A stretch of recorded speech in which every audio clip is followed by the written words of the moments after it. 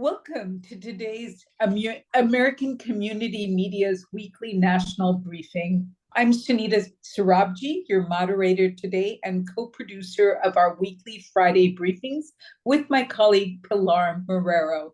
June is Pride Month, a celebration of the LGBTQIA community, culminating in Pride parades around the world next Sunday, June 29th. But in our deeply polarized society, what role does pride play in shaping identity and forging community? Has pride become so mainstream to the extent that it no longer holds any meaning? What does it mean to be LGBTQIA at this juncture when many in the community are under attack for our basic rights? We will explore these questions today with our distinguished group of panelists. Speakers will share their stories and perspective on this moment in time, and we hope you reporters will participate with your questions. We are aiming for a very interactive discussion today. So we ask reporters to enter their questions in the chat, and we encourage speakers to answer them throughout the conference whenever possible. We remind you to speak slowly for our Korean, Mandarin, and Spanish interpreters. Our speakers today are Aruna Rao, founder and executive director of Desi Rainbow; Richard Rodriguez, an award-winning author who came out in his collection of essays, Days of Obligation; Helen Zia, journalist and activist for Asian American and LGBTQ rights and founder of the Vincent Chin Institute. And reporters, if you do not have background on the Vincent Chin Institute, I encourage you to read a story on the ACoM website. So let's begin. Helen and Richard, could you share a bit of your personal story and how you navigate your identity in your work and personal life? Helen, let's start with you. Sure. Thank you so much, Sunita, and thank you to everybody in the ACoM community. Yeah, it is Pride Month, and with so many of these different recognition months that I'm sure are going to be banned soon, but in recognition of all of our different parts of who we are, our identities, it's not possible to remove our identities. We are all a full human being and complex human beings at that. And so I would just say, I'm of an age where when I grew up, LGBTQ people were closeted, that there were so many different forms of discrimination, not just discrimination, but hate and violence, and the expectation that if you did identify in any way as queer, that you could be arrested, you could be killed, you could lose your job. If you had children, you could lose your children. You could lose your families, you could lose your communities. And that's the time that I was growing up. And so the idea that, as a young person, just a young Asian American growing up at a time when there were not a lot of Asian Americans and we were completely invisible, this added another layer of invisibility, even within my own community. So I grew up in New Jersey. There were very, very few Asians. Being female just added another thing. And as a young activist, the idea of multiple intersecting identities, of just double jeopardy, being a person of color and being female, double jeopardy, and then adding on to sexual orientation, triple jeopardy, being a family from immigrants. So, we talked about the intersectional things, just adding on layers, but the fact is that as human beings, we can't separate them. So growing up and as a young adult, by the time that I was thinking, well, maybe I'm a lesbian, and we didn't use the word queer back then, but I thought maybe I'm a lesbian. I was in my early 20s, And I was an activist already. I was working with, you know, communities of color, an Asian American community, a Black community collective, and we would have meetings. And I was also very, very involved in the feminist movement. And somebody sent a chat question at that point. My parents didn't know, but I didn't know myself, you know, in my early 20s, because being queer was so invisibilized by society. It was bad. You never talked about it within our families. You know, it's like they didn't exist. And in society, we didn't exist. And so I was invited as somebody who was very involved in the feminist movement as well, to a community meeting of my fellow activists, Asian and Black and Latinx activists. And when I got there, I was told to sit in the middle of the room in a, you know, where everybody else was around me in a semicircle. And I'm like, oh, what's this about? And yeah, and it was soon very evident. They started and said, Helen, we've noticed that you're hanging out with a lot of lesbians. And it's sort of like, wait, I'm active in a feminist movement. So not all feminists are lesbians. Right. And so, but that was their assumption. And they said, and so we need to know if you're a lesbian, because there are no homosexuals in the Black community. And the Asian leader also said, yes, you know, homosexuality is a sign of petty bourgeois, white self-indulgence, and they have no business being in our communities of color. And if you are one, Helen, then you know, you would basically be excommunicated, because we don't want to have any association with you. You would damage our organizing. Now, these were my fellow activists. Wow. Who I lived in that community. And so then they said, so Helen, tell us, are you a lesbian? Now, I was in my, you know, early 20s. I had never had a girlfriend. I had never held hands. I didn't get a membership card. And so at that time, things were so invisible and demonized that there was really not much that I had known as a kid about what does that mean, being gay, being lesbian. And so as they you know, mounted the charges toward me and said, so tell us, are you a lesbian? In my mind, I was going, I don't know. What does that mean? How do I know I'm a lesbian? I was questioning. Today, we would call it questioning. So I saw that. I looked at all my fellow activists and I said, no, I'm not. And let me tell you, that was like, oh, good, fine. Next agenda item. So for them, I was just an agenda item. They wanted to know if they had to expel me from the community. And since they didn't, fine, let's just move on. But for me, it was stepping into the closet and slamming the door shut. I didn't want to think about it anymore. I didn't want to, you know, I didn't go to any more of my women's movement meetings where I was really an active part. So I'm telling this story just to say that there was a time not long ago, even within our activist communities, our communities of color, where many people really, even today, believe that it's a white thing. It's not something in our communities, and it's a white disease and all of that. And you know, I'm much older now, and society, yes, has progressed. I've been able to get married, you know, from a time when I didn't believe that that was even possible. And so I guess I just want to start saying, you know, pride is not something that is past tense. To me, it represents being able to bring all of myself and all of the humanity of me and the many communities that I'm part of into the picture. And especially today, pride in all of our many, many, many different kind of communities is critical, because we are all under attack. And the whole point is to dehumanize all of us.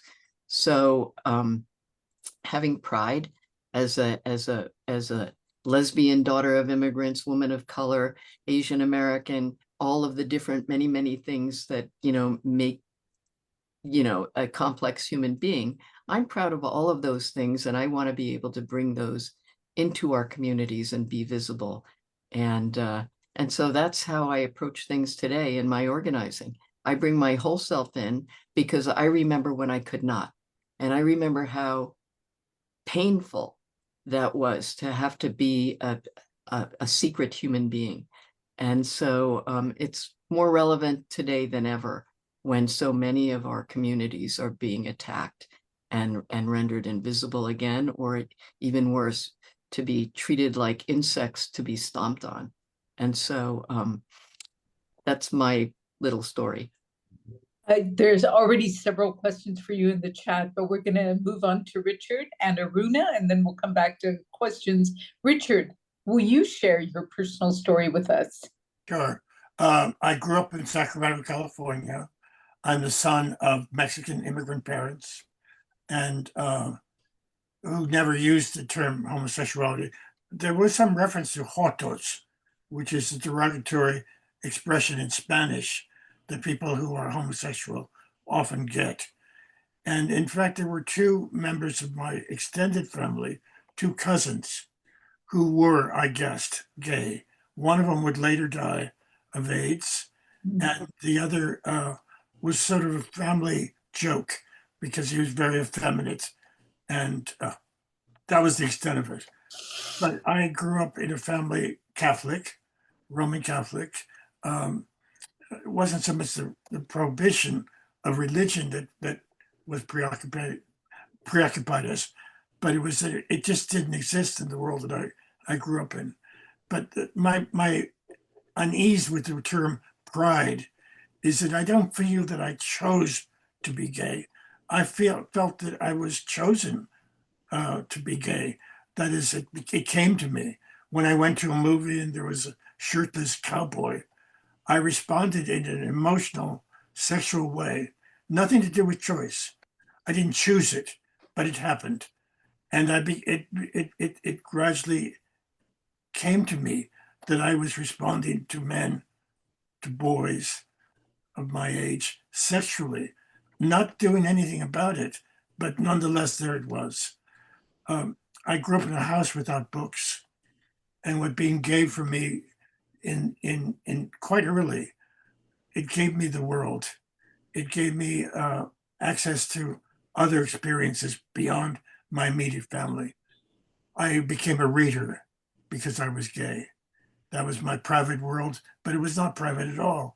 I first started reading Black writers in seventh grade at Sacred Heart School in Sacramento, California. There was a book by Carl T. Rowan in the back with all the lesser books.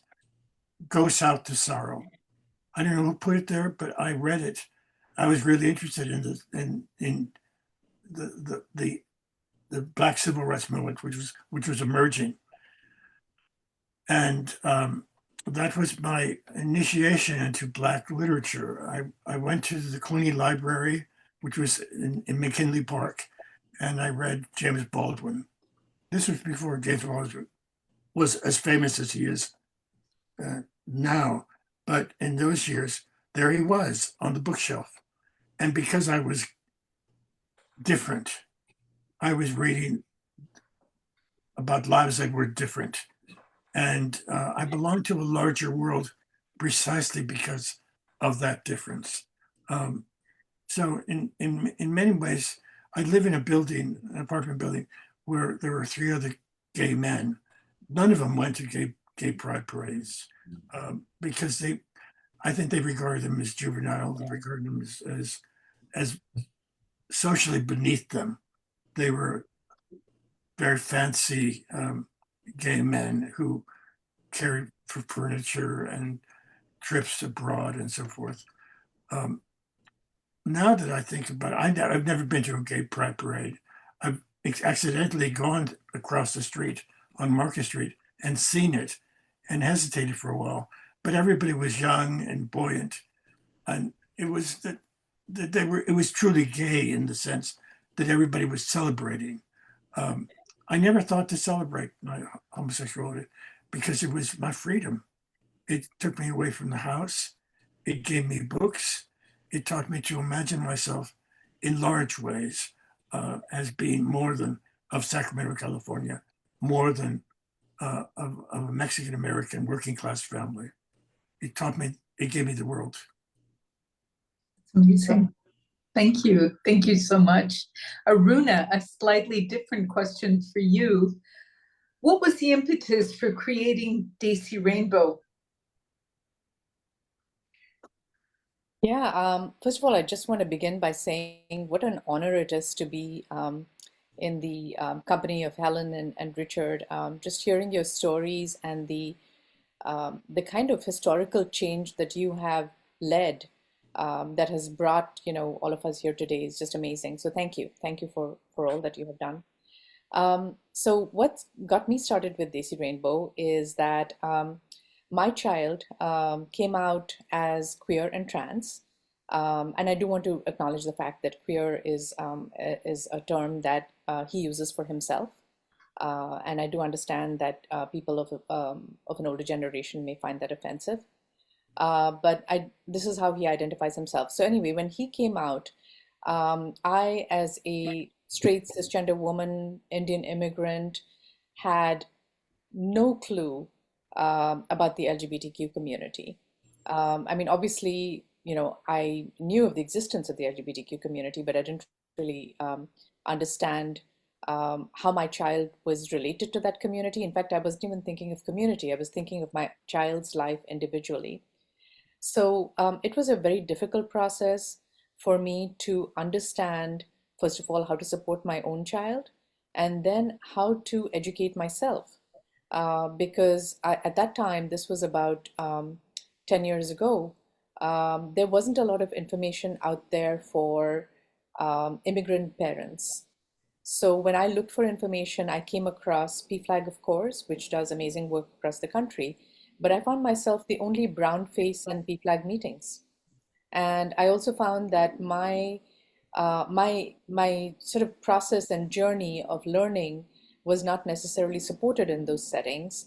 I felt somewhat unsafe in those settings because I felt like people didn't really see all of me. As Helen pointed out, we have so many intersecting identities that we bring to the table as immigrants, as folks who have like such a diverse experience. So basically, that led me to think about the fact that I could not be the only Indian American mother of a queer and trans child, right? I mean, there must be hundreds, thousands of these parents. Where are they? Why do I not have a community of people that I can lean on, that understand where I come from, that understand what I'm saying? And so that was really my big moment. I am a community organizer. That was my work before Desi Rainbow. And I really saw that this was a moment where I could step in with what I had learned personally and what my community needed.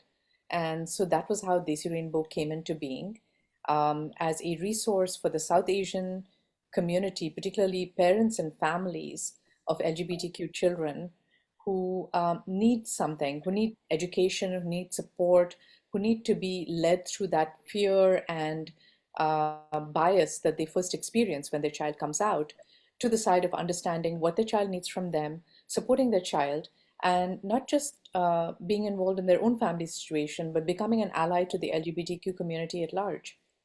So that's how Desi Rainbow began, and it started off at my kitchen table in New Jersey.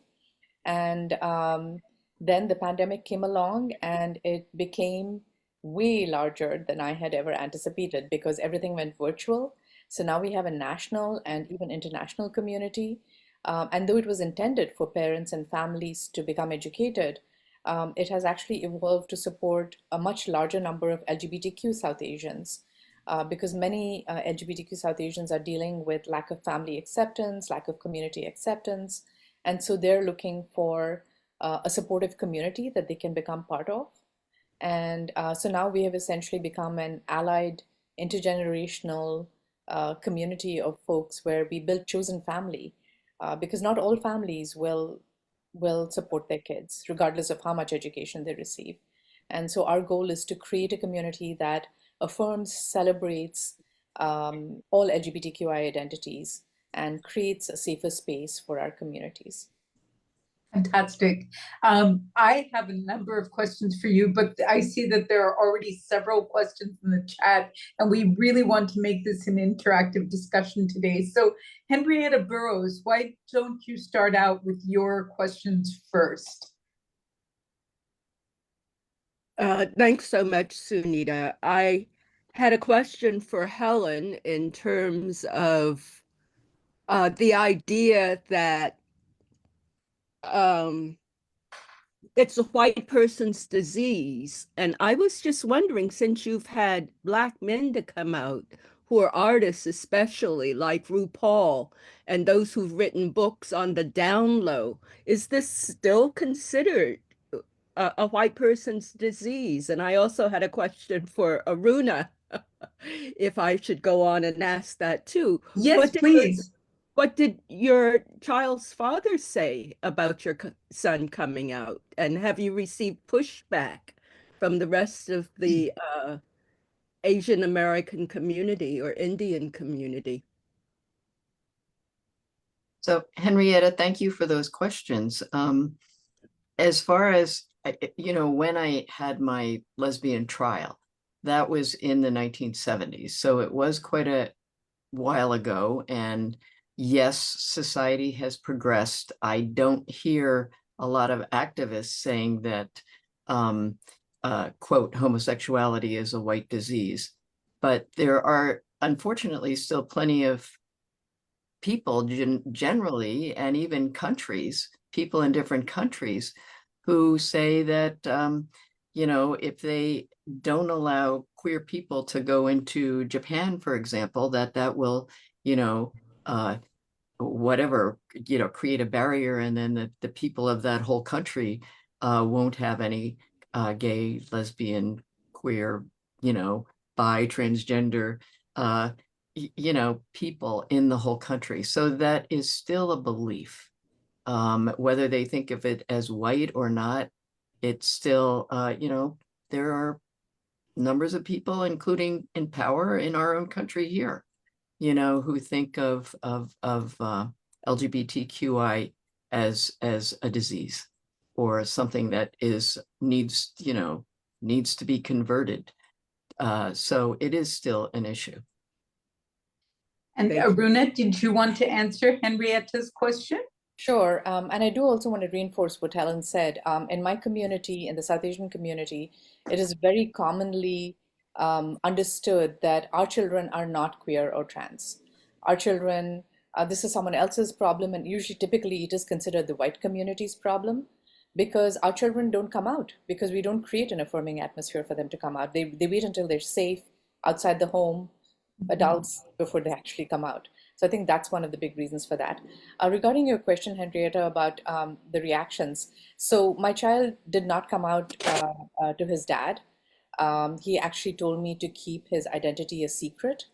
And I tried for as long as I could. In fact, actually, until he went away to college. And at that point, it felt like the secret was too heavy to bear. And so I did tell my husband. And my husband's reaction was interesting. So I'm the activist in the family, so I'm the one who's kind of going out there and trying to create, resources and things like that.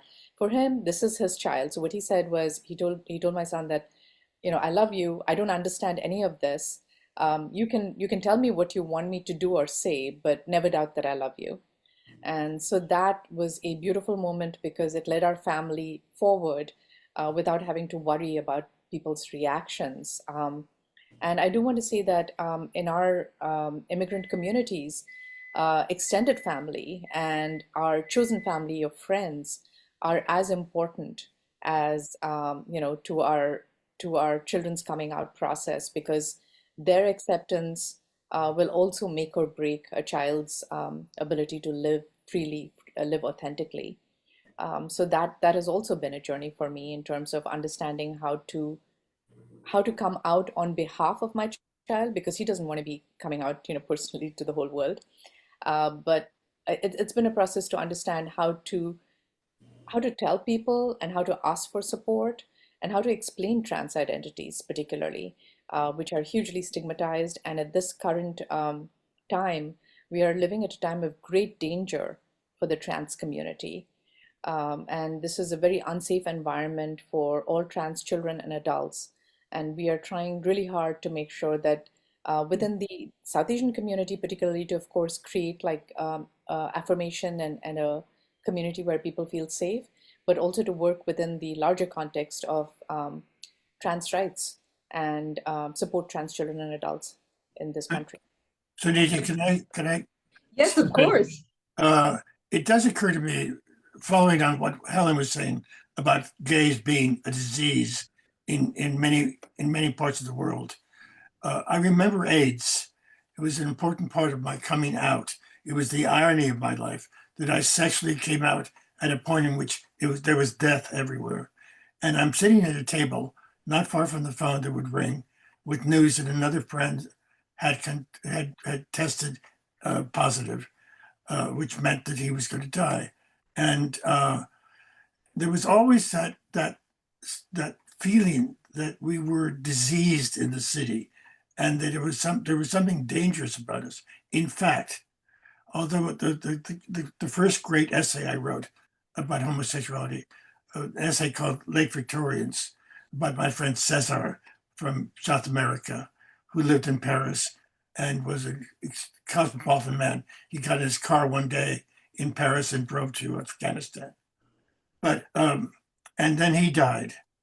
But I remember those days, and I don't want to forget them, because there were people in this city, in the gay city that I lived in, who would go to ethnic communities like Mexican bars in this town, because the Mexican boys did not know of AIDS, and they would be used. There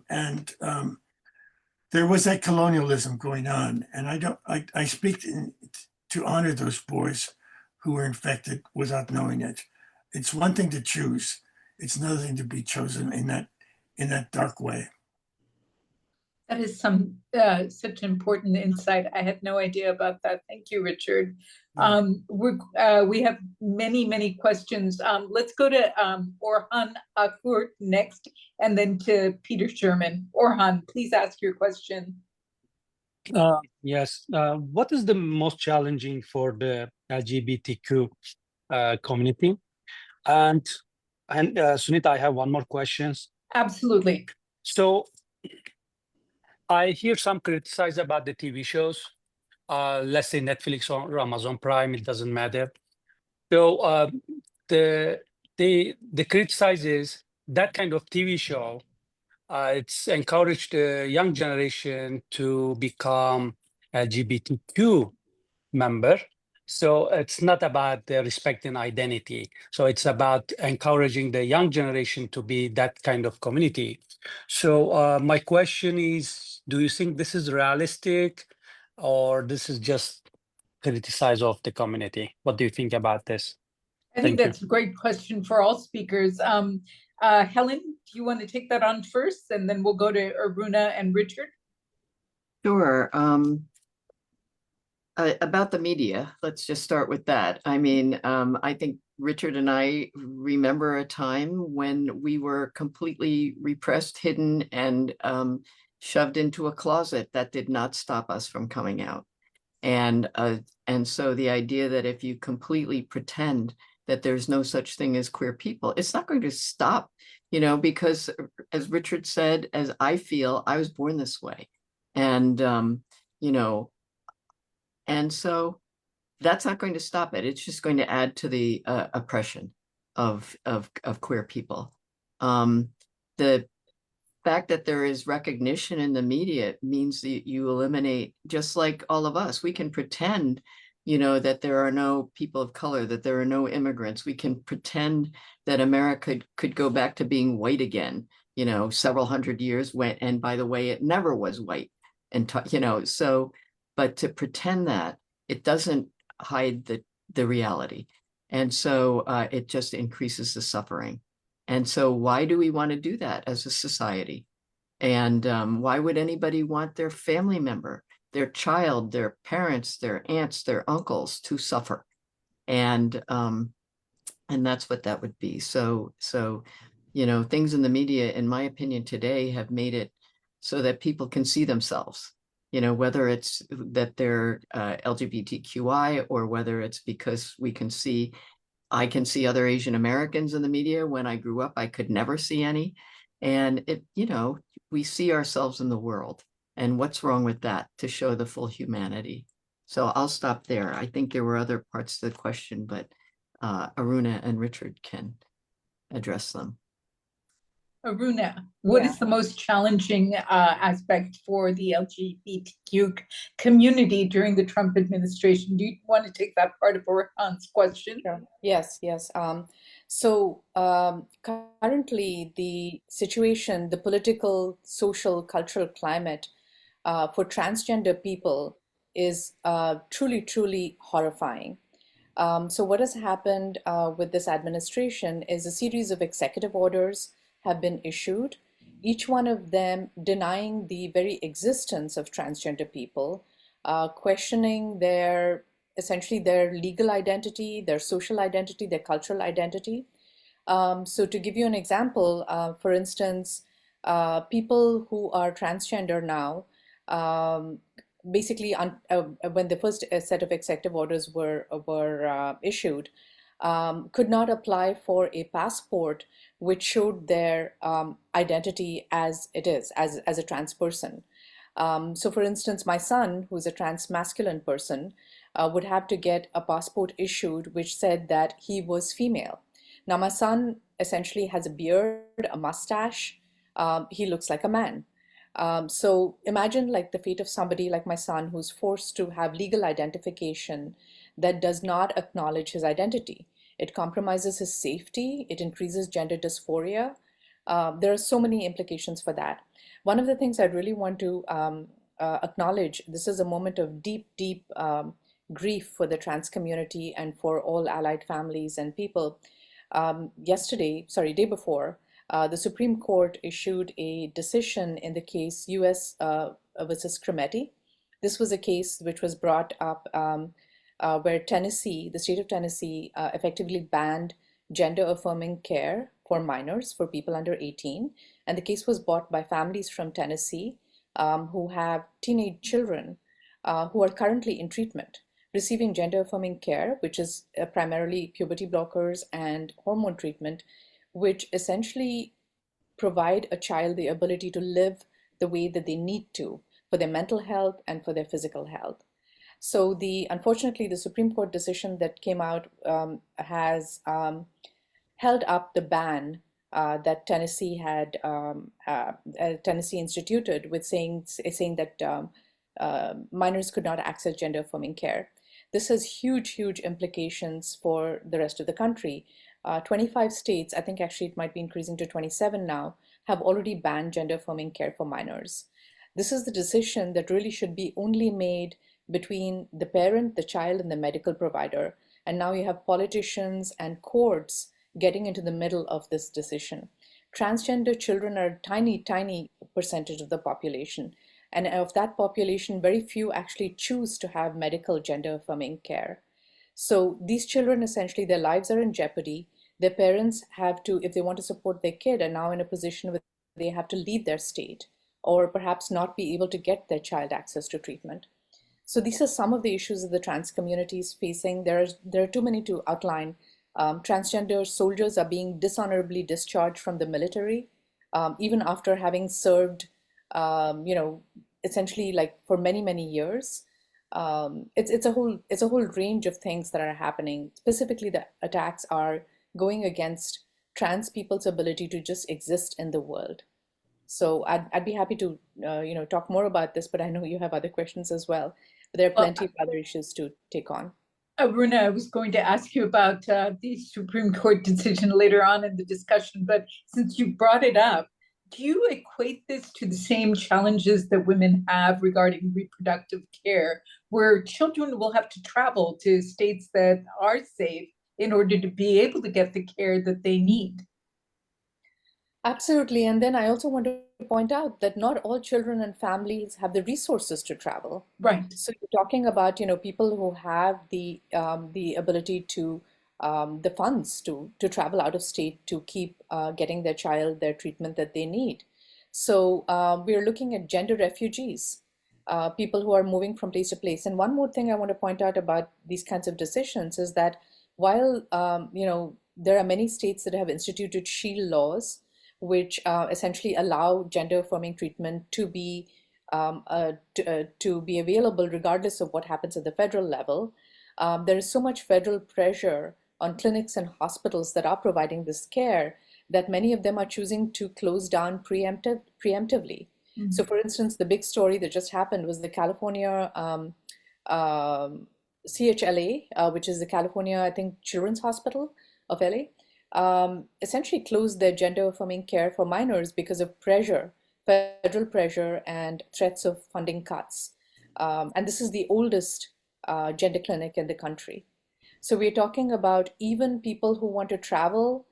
You could potentially maybe travel from somewhere close to California. What if you're in the middle of the country? So it's almost impossible for people to access care unless they have the resources. So you're essentially like creating a situation where people will not be able to access their care. And this is just a situation for minors. These kinds of decisions will have an impact on care for adults as well, because insurance companies now are going to potentially make it more difficult for adults to access care. So this is a critical problem for the trans community at this point. Thank you. Richard, what could you address Orhan's question? What do you see as the biggest challenges for your community within this administration? Well, the biggest problem for the community, but I don't live in a community. I'm a solitary creature. I live with my partner. We're married, and we were married by my brother-in-law, who was a judge. I don't suffer from being queer or gay or homosexual. There's never been a prohibition, and it gave me permission to join societies of writers and intellectuals. What I see now is that gays in the media are usually used as comic figures, people to laugh at or to be laughed with. But I was on television, on public television, for 18 years, and I was quite clearly self-revealing. I talked about issues that nobody on PBS fainted when I came on. But what I'm worried about is we don't deal with our seriousness. When I was going to the library to find these books that were written by people who were clearly different, I sensed that the magnitude of homosexuality, from Michelangelo to Andy Warhol, from James Baldwin to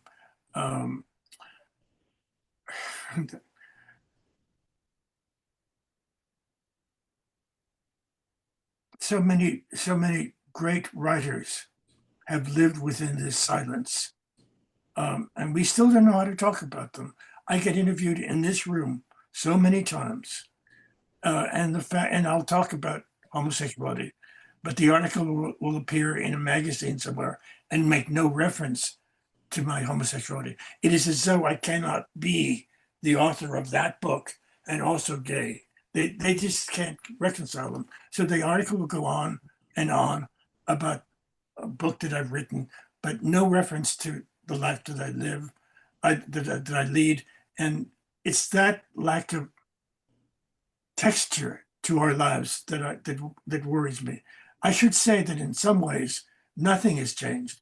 There are still no gay football players. You come out gay after a football career, but if you cannot come out as gay while you are a member of a team, a professional football team. It worries me that we're much less advanced than we think we are. And the greatest changes, I think, that are happening right now in the public arts are coming from women in athletics. Someone like Caitlin, what's her last name? Caitlin Jenner. Yes. Yes. She is introducing the world now to the idea of the woman athlete in a quite astonishing way, while at the same time that the football players are still shuttered in this notion that you cannot be you cannot be a gay football player. It's an, you know, the variations on these stories. I didn't mean to imply that Caitlin is gay, but I think that she is introducing the world of young women, girls, men and women to the idea of the female athlete in a quite astonishing way. Richard, I think you mean Caitlin Clark, the Caitlin Clark, yes. WNBA Yes. player. Yes. And I have noticed that there is still a reluctance for the lesbian players to actually say that, and they talk about being in each other's weddings or so forth. So even so, if you don't mind, I'd just like to add a couple of things about the dangers today that both Richard and Aruna referenced. I think it is an incredibly dangerous time. And speaking of the Supreme Court, I mean, there's no doubt in my mind that civil marriage for same-sex couples could be reversed. We saw that with Roe v. Wade, you know, a 50-year standing Supreme Court decision. You know, the 2010 decision for same-sex marriage is really on the docks, but also, you know, for our immigrant communities, we're seeing queer people, transgender, you know, being picked up to be deported. People who have sought asylum because in the countries they live in, they could be killed for who they are. And they have sought asylum here and they're being rounded up and deported and put in prisons, terrible prisons, where they, you know, not only if they survive that and being targeted in prison, they could then be shipped back to the country that they were seeking asylum from, where they can be killed. And so these are terrible, terrible consequences that are going on in our communities. And so I think there are many, many dangers out there, and all the more reason that we need to speak up. You know, during the HIV/AIDS crisis, the activists had a saying, you know, a slogan, silence equals death. And it was so true in our communities. There were so many people dying. And that's what's happening in so many of our broader communities now. Silence equals death. We cannot afford to be silent about any of the targeting going on in our communities. Thank you. We have a couple of questions from Peter Sherman. We'll then go to Jian Zhao and then to Mira Kaimal. Peter, please ask your question. Thanks, Anita. And thanks to Richard and Helen and Aruna for this great discussion. I have, I guess, a two-part question. I read Aruna's profile in India Currents. You can also find it now posted on American Community Media as well, about, you know, the founding of Desi Rainbow and things like that. If I recall correctly, Aruna, you say in there that you used to pressure kids to try to reconcile with their parents over their identity, but that you've since backed off because you realize that it sort of constrains their ability to be who they are, to live their lives, that if they have to live with rejection of their parents, then so be it, I guess, to put it.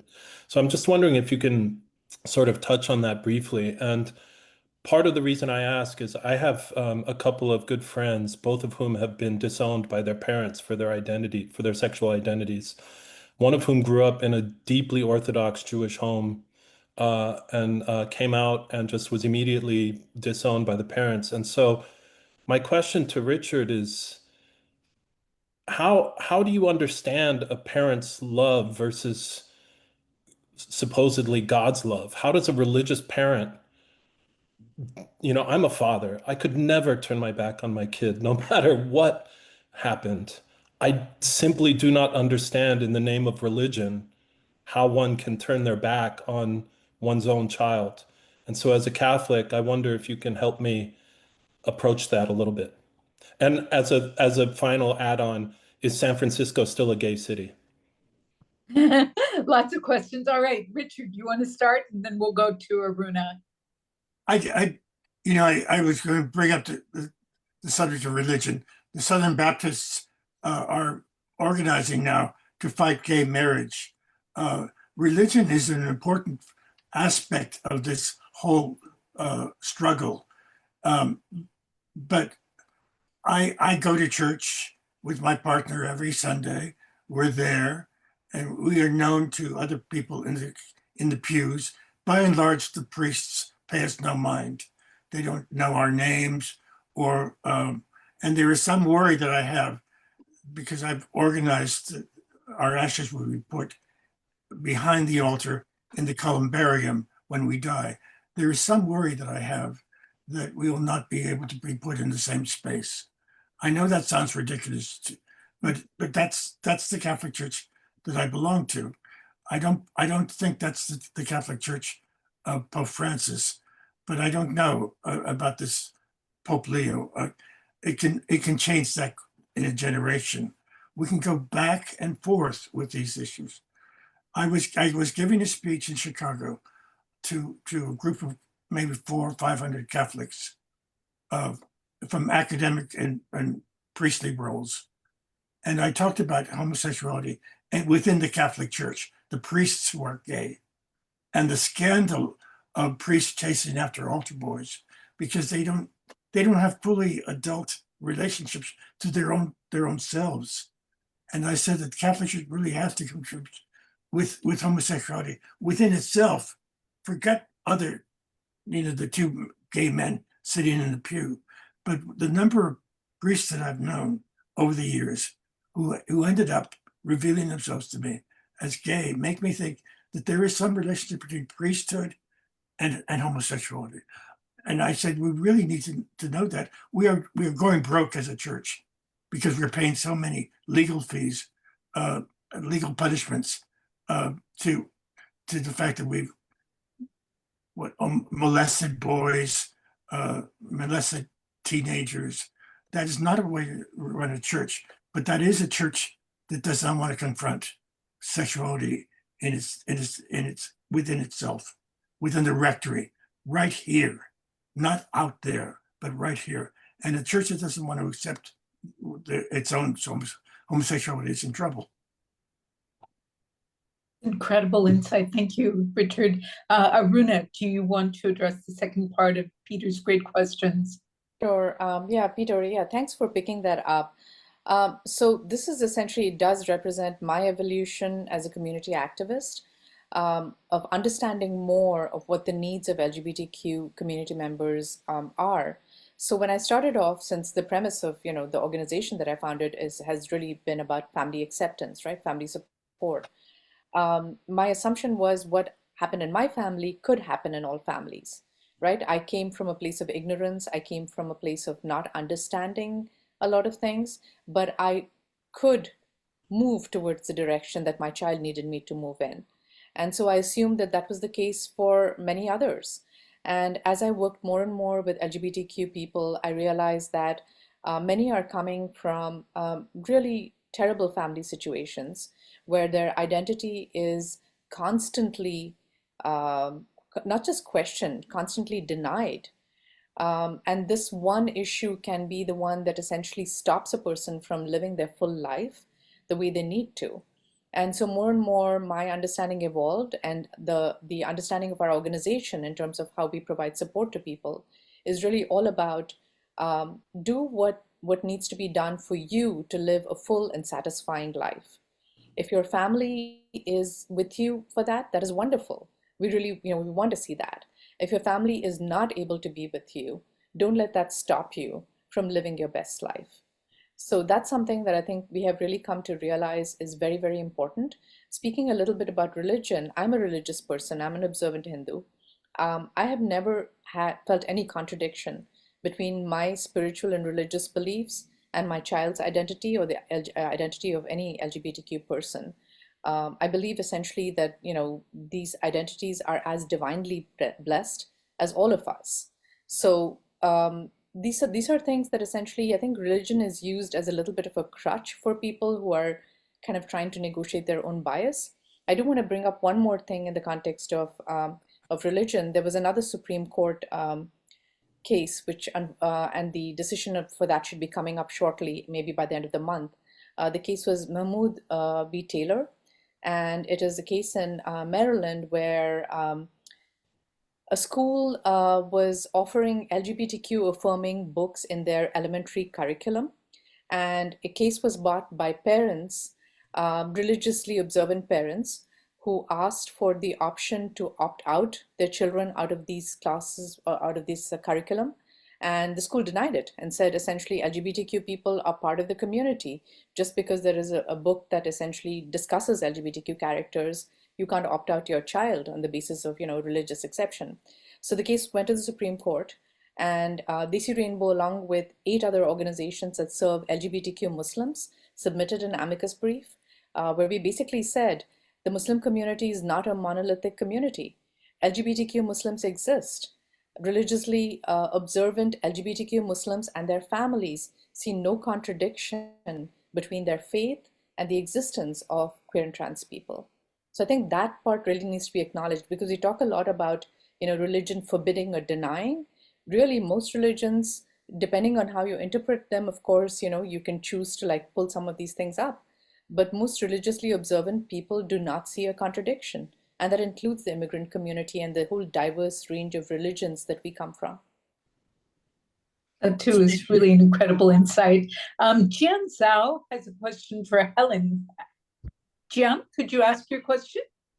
Hi, so thank you all for the wonderful sharing. So my question is for Helen, because I'm working on the story about how Chinese immigrant parents accept their children's identity.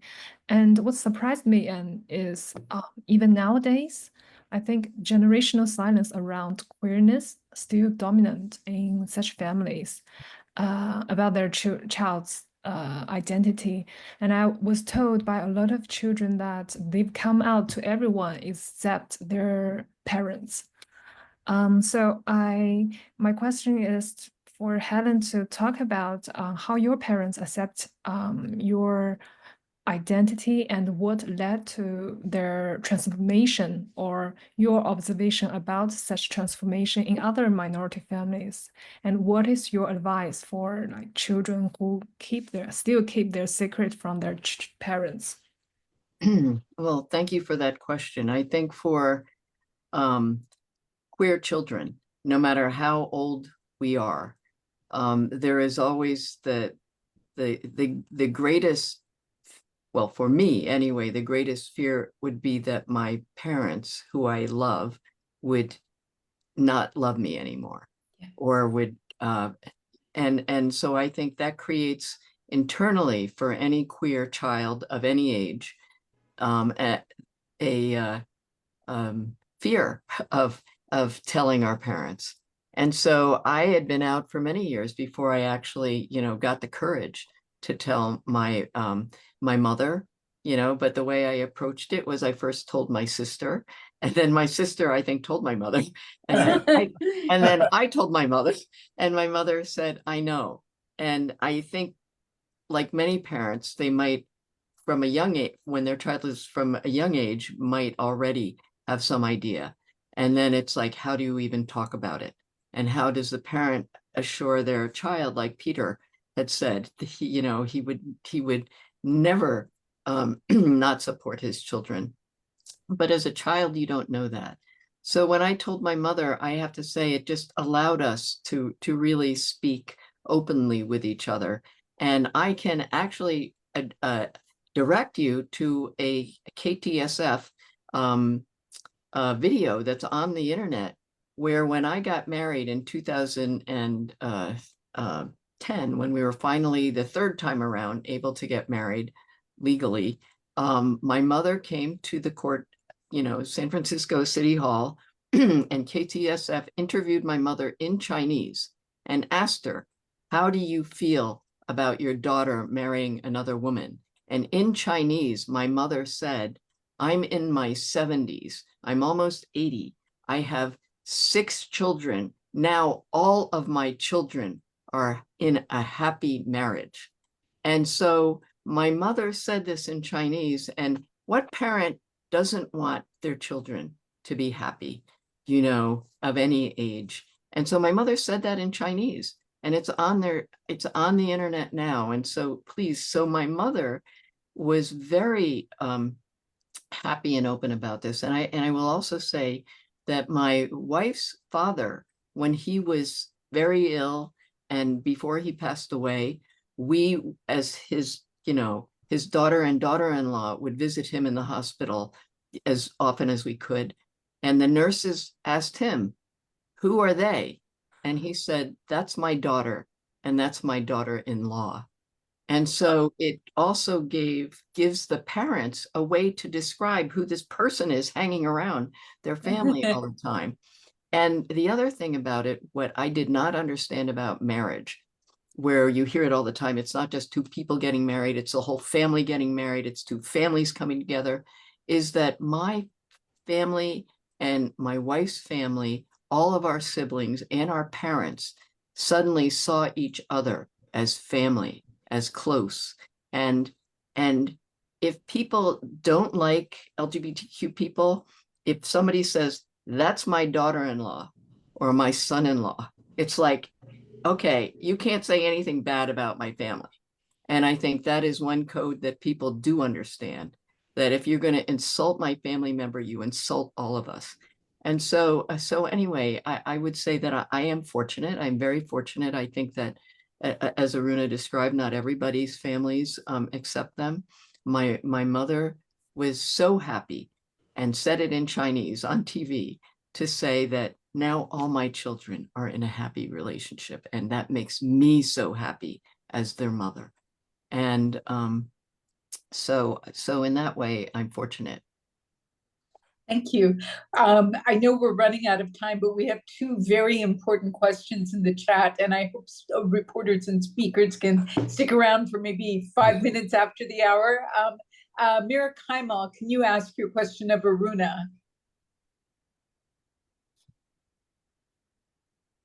Mira, are you still on? I can ask it for her in the interest of time.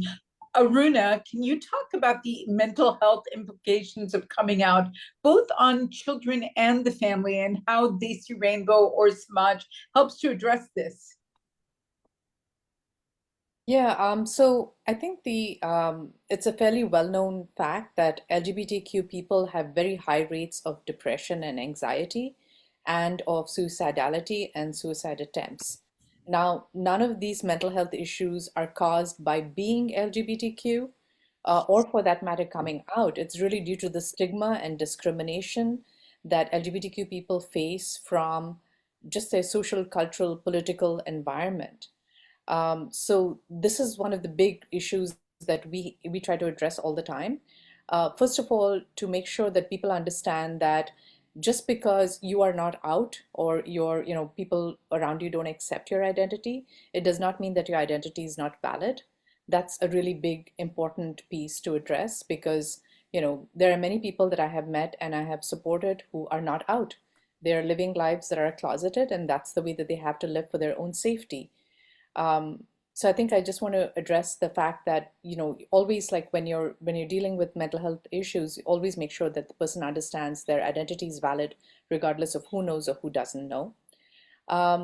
The other issues that essentially that parents also face, a lot of parents, particularly immigrant parents that I deal with, are dealing with a lot of the same stigma and discrimination that their children face, but they don't necessarily know how to handle these things, or they're not able to articulate a defense even of themselves or their child. This also results in very high rates of depression and anxiety for family members, particularly those who don't have the support of their own extended families or their friend circle. So the family ends up being almost as isolated as LGBTQ people, and they don't have any resources. So in all these contexts, of course, we always suggest mental health professional help, but that's not the only help that you can get.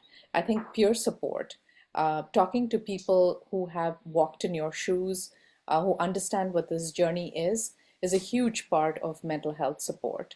And that's really what we provided Desi Rainbow, and a lot of organizations like PFLAG are also providing, which is giving you the understanding and the knowledge that you are not alone. Regardless of how alone you feel, you are not alone, and you're part of a larger community that has that has survived a lot, that has fought and struggled, and that you too can be in a place where you can be at peace.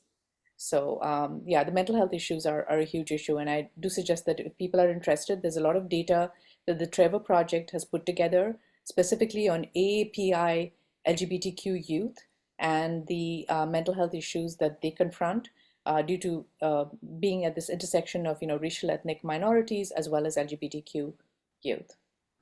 Thank you so much, Aruna.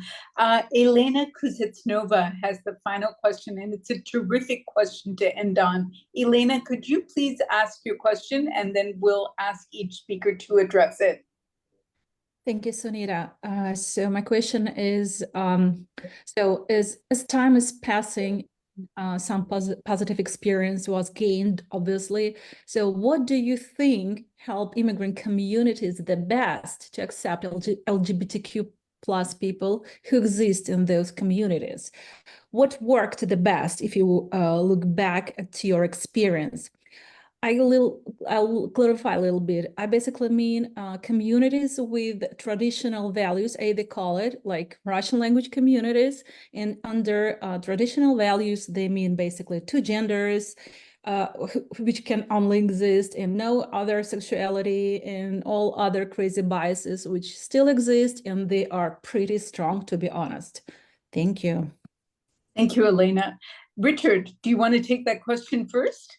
Well, it seems to me one of the things we haven't talked about, certainly from the perspective of a gay man, is we haven't talked about families. We've talked about parents a great deal, but I cannot imagine my being on this program today without my sister, without my brother. My brother, a lawyer in San Francisco, was encouraging my coming out long ago. My sister, she became my date when I needed to go to a play and I wanted somebody to go with.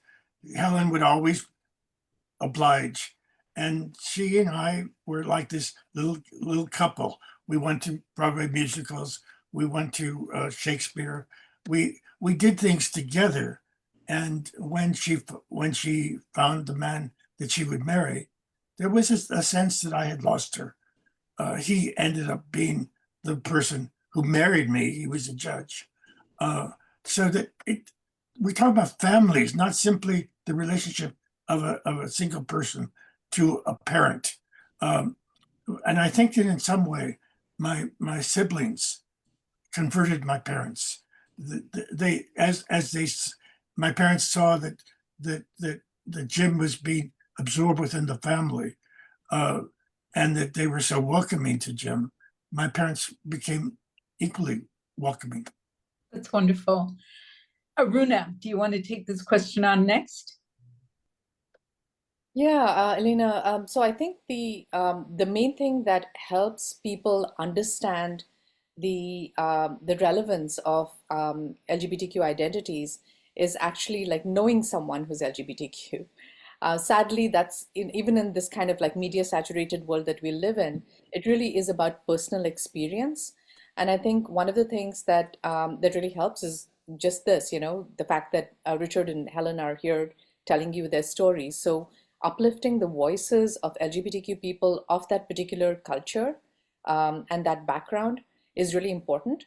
The other thing that I would say is that in my context, I have done a lot of exploration of the pre-colonial histories of LGBTQ people in my community, in my country of origin. And that helps a lot because a lot of what we think of LGBTQ identities is colored in for many of us by histories of colonization and of, all the kinds of things that like came up through that.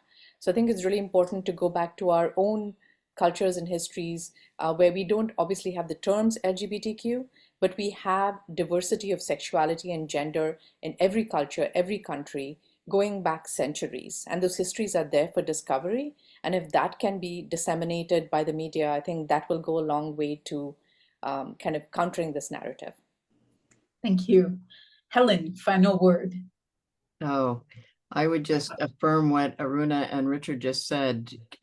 Knowing somebody, and in fact, families, when people realize that their own family members, people they love, or know well, are also have another part of their identity, which is that they might be LGBTQ, that is what has turned the tide around you know, for example, same-sex marriage, when it was first brought up, it was like 2-to-1 people were against it. Now it's 2-to-1 people think like, okay, you know, I mean, it, you know, they may not be for it, but like, okay. And so I would say it's in a way also pointing to every part of all of us, you know, all of the complexities, whether it's a sexual orientation, our genders, our you know, our ethnicities, our races, our nationalities, or whatever. We really need to affirm the humanity of all people. And that's what Pride is about. You know, this month, you know, focusing on the LGBTQI, you know, Pride, but really it's for all of our communities and all of the communities represented by all of these reporters and journalists that we have to affirm. Immigrants are people, you know, refugees are people. People who don't have English as their first language are people. And we all have those, you know, and LGBTQI people are people, you know, we are all human beings and we all have many, many different layers, you know, identities of who we are.